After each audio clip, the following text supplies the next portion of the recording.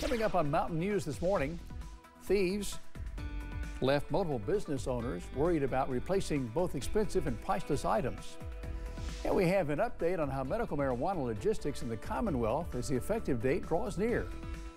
Dedicated to Eastern and Southern Kentucky, this is WYMT Mountain News This Morning. Hi, it's 5:32 already. Jim Freeman here on your Friday. Tim Drawbridge is in the house as well with weather. And Tim, we're heating up heading into the weekend. Good morning, sir.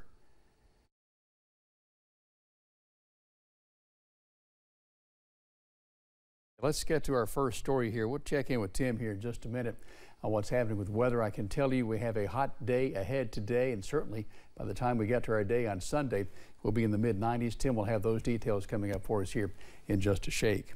Police are looking for some thieves who broke into at least two businesses. It happened earlier this week at two places on Main Street in Corbin. Some business owners are scratching their heads at what the thieves did.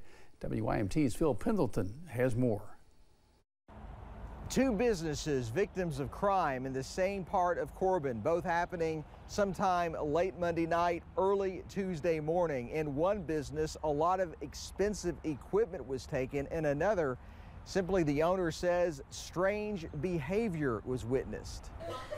Elisa Bullock opened her salon to discover that someone else had been in there overnight. They had all the art off my walls. They had all my tools, everything stashed in these garbage cans and wrapped up in towels, and they had it stashed out in the woods. She doesn't understand why they took what they did in the manner that they did. Corbin police are looking into that crime and a theft nearby at the W.D. Bryant Ace Hardware, where a delivery truck, lawnmowers, and power washers were taken.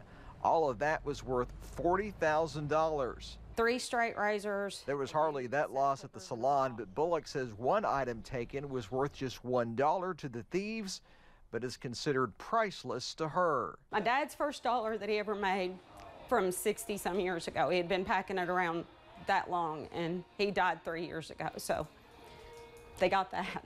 Police say that at the Ace Hardware, there was surveillance video that picked up a shot of one person, likely a man, but they say they do not know if that person had accomplices.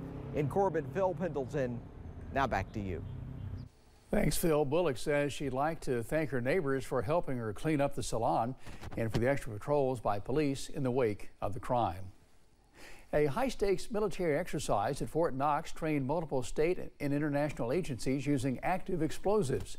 The 18th Ravens Challenge took place yesterday morning.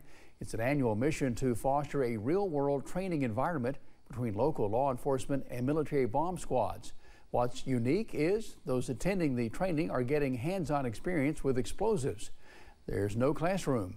The event helps blend together state and federal agencies' knowledge to better prepare law enforcement. Each one of them has a unique experience. Each one of them has a unique operating procedures at their home department or whatever military unit that they're from. And so we are drawing from the expertise of our military partners, things that they've seen overseas, and bringing those challenges to us here locally. And vice versa, we can share our experiences about really significant events that we have in our urban areas here in the United States. And so collectively, the end result is lots of experience being shared, lots of best practices being shared. One of the many goals in Thursday's mission is to satisfy bomb technician annual training requirements for both military and civilian corps capabilities. In Rockcastle County, one person is dead after a crash happened there. KSP troopers were informed about the crash at about 5:30 Wednesday afternoon. That two-car crash happened on Kentucky Highway 70. 59-year-old Charles Northern was heading one direction when he lost control of his vehicle and veered into the path of 56-year-old Sandra Whitaker. Whitaker was pronounced dead at the scene by the Rockcastle County coroner after suffering injuries she could not overcome. Two people have been indicted for their roles in the murder of a Harlan man. A Harlan County grand jury indicted Joe Johnson and Jessica Simon, both of Cold Iron, last week. Indictments obtained by WYMT state on or around May the 6th, Johnson is accused of shooting Nicholas Stevens in the head, resulting in his death. Simon was also indicted for complicity to murder after she conspired with Johnson to commit or facilitate the act. The Mingo County Sheriff's Office is asking for the public's help in finding an escaped Pike County inmate. Police say Andrew Eastwood escaped custody of Pike County Jail in Mingo County in the Matewan area. He was last seen wearing a green shirt and pants with black or brown boots. Police ask anyone with information about his location to call 911. A Kentucky couple has been indicted on child pornography charges. John and Myra Elam each face 16 counts of possessing child pornography. Officers arrested the two after a raid at their Rowan County home. Court records show a device inside their home logged into an online account showing minors and sexual performances. John Elam is also charged with owning a gun as a convicted felon. They are in the Rowan County Jail and will be in court again June 21st. Local governments across the state are busy getting regulations in place for medical marijuana operations. Last year, Governor Beshear signed a bill that legalizes medical marijuana effective January 1st. In Lexington, the council is set to vote in the coming weeks on where medical marijuana operators can be located in the county. Mariah Conguito talked with the city's planning director Thursday about what goes into the zoning regulations and where we could see dispensaries pop up.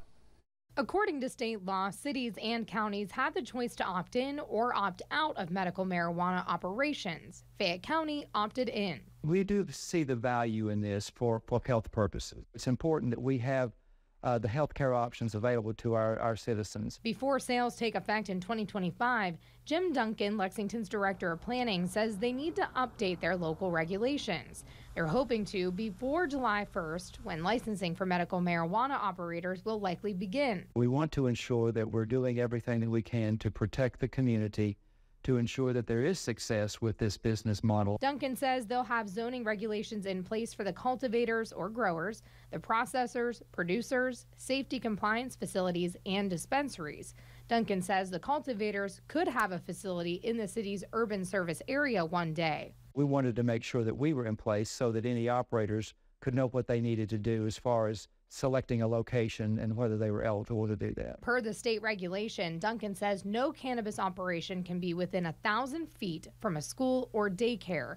This will determine in some part where dispensaries can be located. Fayette County, Lexington is looking to also regulate that by having the dispensaries generally in locations that are already set up for retail sales. Duncan says they expect dispensaries will be most successful where people are familiar. This includes strip malls and shopping centers. The state is limiting the number of dispensaries to begin with, and so Fayette County will only get 2. Jefferson County will get 2, and then the remaining will be distributed across the state. Duncan says as far as licensing goes, the state will grant the permit and the city's Department of Revenue will grant the business license. So I believe there will ultimately be a demand for this, and likely more than 2 applications. Mariah Conguito reporting. Now, Duncan says the zoning regulations and licensing structure will have 2 readings. A final vote will take place on June the 27th. More than $8 million will be going toward a dozen projects across Kentucky to help improve community facilities. Part of the money will benefit 2 facilities in our area. $750,000 going to the city of Wayland, which will be used for work at the Wayland Gym, and $351,000 are going to the city of Corbin, which will be used to help renovate the kitchen of a senior citizen center on Barberville Street. We have more about this on WYMT.com. An iconic band is making its way to Sin City for a residency at the Las Vegas Sphere. You know, you could just look at the sphere and watch it go in that little circular pattern and zone out. In the meantime, you don't want to zone out this morning with the visibility now dropping down to a half mile in Harlem regarding some fog development. How about the weekend? How hot? We'll let you know. Your First Alert 7-day forecast, I'll promise, make sure you don't go dizzy. It's all coming up right after this.